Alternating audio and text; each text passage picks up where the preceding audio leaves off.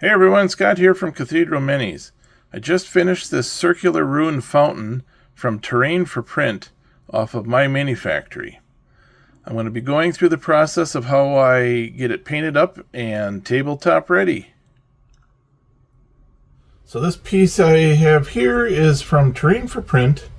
I have primed it in like a flat gray from Krylon, and everything is done, and the paint that I use for a dry brush, honestly, is just a quick apple barrel granite gray.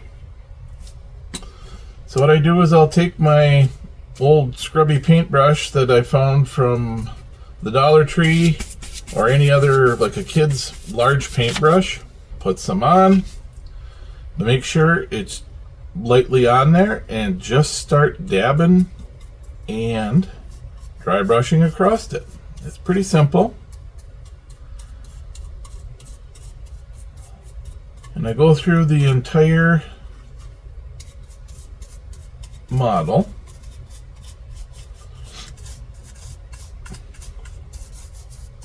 So, yeah, just keep working it into the tops and sometimes into the recesses.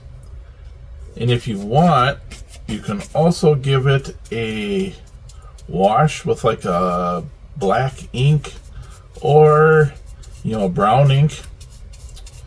Whatever you want to try and go into the recesses.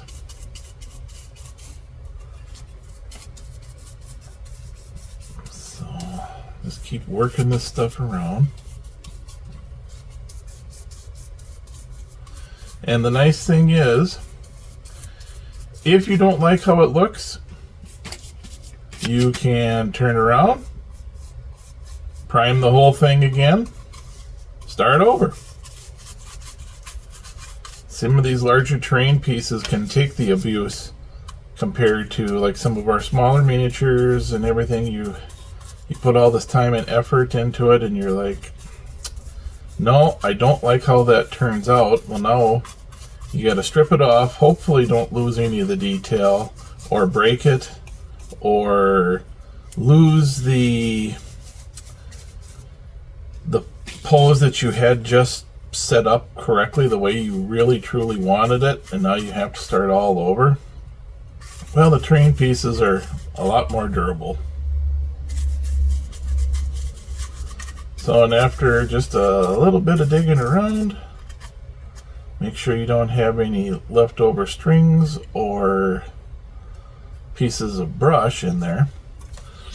Another brush that I found works honestly quite well for dry brushing is a large makeup brush. They're pretty cheap. You can pick them up at the Dollar Tree as well. And if you don't like how something's happening on the brush, throw it away. It's $1. So there. Everything is pretty much dry brushed, taken care of, and done. So I finished dry brushing everything, and I've added some dirt to the bottom of the fountain with just a little bit of glue and some sand to make it look like the dust and dirt and debris is all settled into the bottom of the ruined fountain.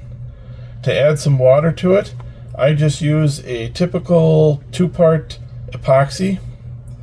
So just mix up the amounts as required on the packaging. So I'm going to add in a little bit here.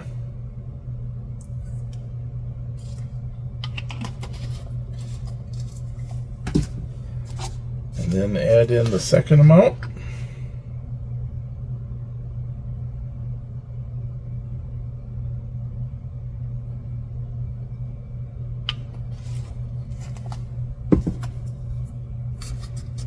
Stir it up.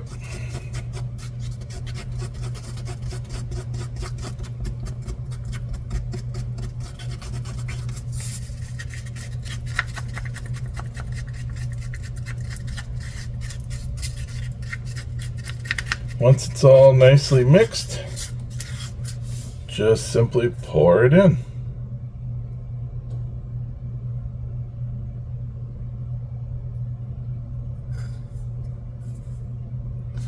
And you should be able to let gravity do a lot of the work for you. So just push it around.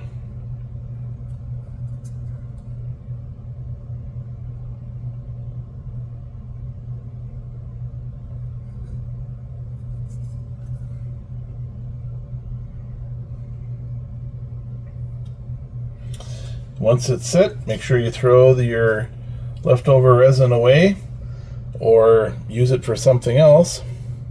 And to make sure that I do some cleanup, I make sure I put all of this in like a sealed bag before I throw it away.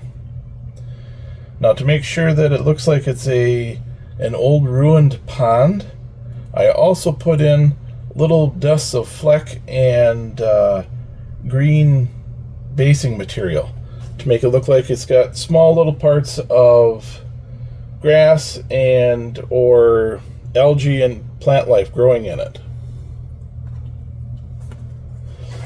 So what I usually do is take a pinch out of like a blended turf or something like that, just a little bit, sprinkle it on there, and it'll harden into the resin, and that's it. I'll be back to show you the finished product when it's done. So here's the fountain once all of the resin is hardened. It's nice and solid. Don't have to worry about anything damaging it. You can see that the pieces of flock simulate the algae and plant life inside the old ruined fountain. If you have any questions, please feel free to leave a comment and I'll answer them the best I can.